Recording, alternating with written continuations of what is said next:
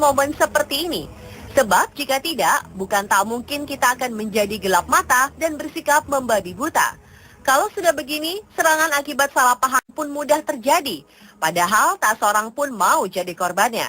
Seperti kasus yang menimpa orang-orang berikut yang telah kami rangkum kisahnya dalam 7 serangan karena salah paham versi On The Spot.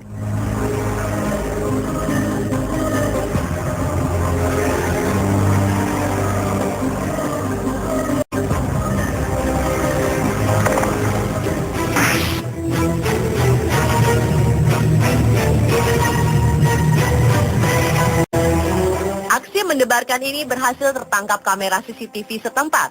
Seorang pria meninggalkan mesin anjungan tunai mandiri atau ATM selesai bertransaksi. Hingga kemudian seorang perempuan masuk menggantikannya. Semula semua terlihat normal. Sampai tiba-tiba si pria kembali ke mesin ATM-nya karena kartu ATM-nya tertinggal. Melihat si perempuan berada di mesin ATM, seketika itu juga si pria mengamuk karena menuduh si perempuan sedang mengakses rekening miliknya. Karena berprasangka seperti itu, penyerangan pun tak terelakkan. Akibat aksinya ini, si pria harus rela merogoh kocek cukup dalam, yaitu sekitar 35 juta rupiah, demi membayar denda akibat serangan salah pahamnya ke perempuan berumur 52 tahun tersebut.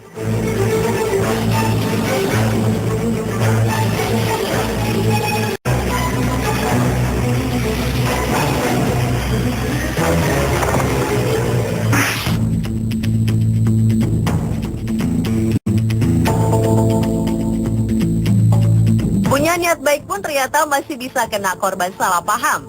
Adek Lukman Nur Hakim, 53 tahun, disiram air keras oleh tetangganya Adi yang juga warga Sidang Asih, Pasarean, Bogor, Jawa Barat.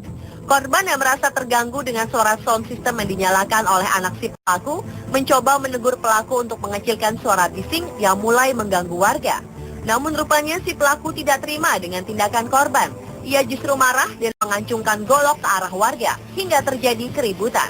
Korban yang merasa bertanggung jawab berusaha meredakan keributan yang terjadi. Namun naas, pelaku malah mengguyur korban dengan air keras. Akibat aksi ini, Adi si pelaku akhirnya ditahan di Mapolsek Pamijahan, Bogor.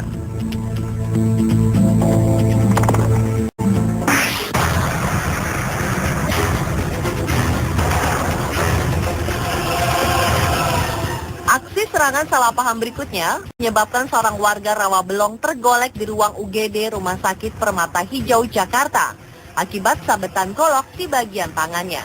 Si korban Ghazali terlibat perkelahian dengan tetangganya karena persoalan anak-anak.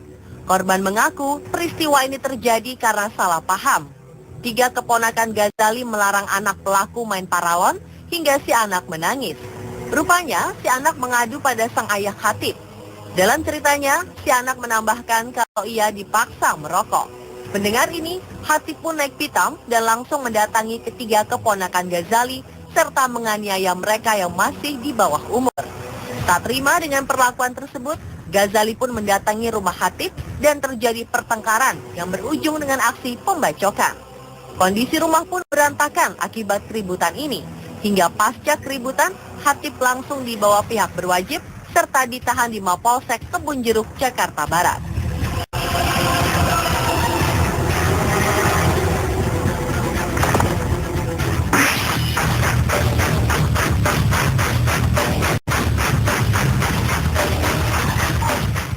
Serangan salah paham kali ini terjadi antara mahasiswa Universitas Kristen Indonesia dengan satpam kampus yang tinggal di sekitar area belakang kampus.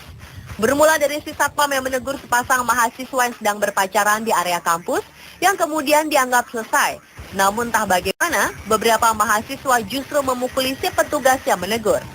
Warga yang melihat si satpam diserang salah paham sekaligus tidak terima hingga akhirnya ikut campur dengan menyerang mahasiswa. Kedua kubu saling melemparkan batu dan menggunakan senjata tajam, bahkan ada yang sampai menggunakan bom molotov. Aksi saling serang ini terjadi sampai ke dalam wilayah kampus. Akibatnya, jendela-jendela kaca gedung depan pecah berantakan dan terbakar.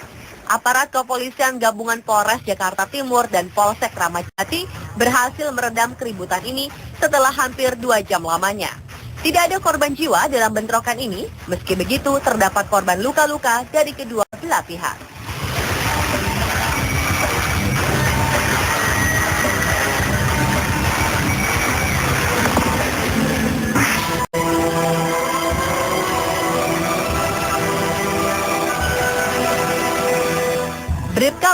anggota tim Buruh Sergap Satuan Reserse Kriminal Polsekro Jatiwung saling tembak dengan Aibda NBB, anggota Reskrim Polsekro Tiga Raksa. Peristiwa ini terjadi di Jalan Gatot Subroto kilometer 2, Kelurahan Uwung Jaya, Kecamatan Cibodas, Tangerang, pada Sabtu 15 Februari 2014 petang. Ketika itu, NBB bersama seorang polisi lain dan 2 informan sedang naik angkot dalam penelusuran informasi adanya transaksi curanmor. Ketika ponsel milik informan diambil petugas Polres Tangerang Kota. Anggota Yon 203AK mengira tengah terjadi perampokan dan melapor menggunakan telepon ke rekannya di Polsek Jatiuwung yang diteruskan kepada Lasmidi. Lasmidi langsung melakukan pengejaran. Begitu berhasil mendekati angkot dengan motornya, Lasmidi melepaskan tembakan peringatan ke udara sebanyak 3 kali. Namun NBB yang terkejut di dalam angkot malah balas menembak Lasmidi hingga roboh. Dengan cepat dokter berhasil mengangkat proyektil peluru di dada kiri Lasmidi, dia pun selamat.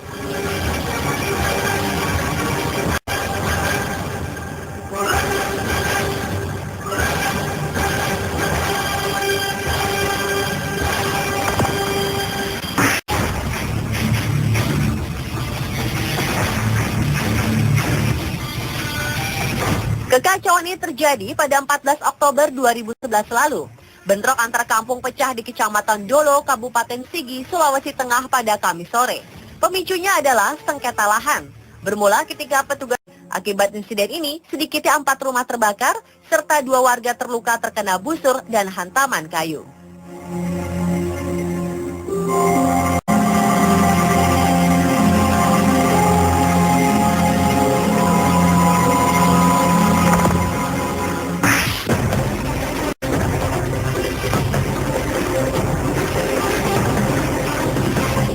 Kejadian berikut ini mungkin bisa jadi pelajaran bagi kita agar lebih berhati-hati dalam bertutur kata ketika sedang berada di negeri orang.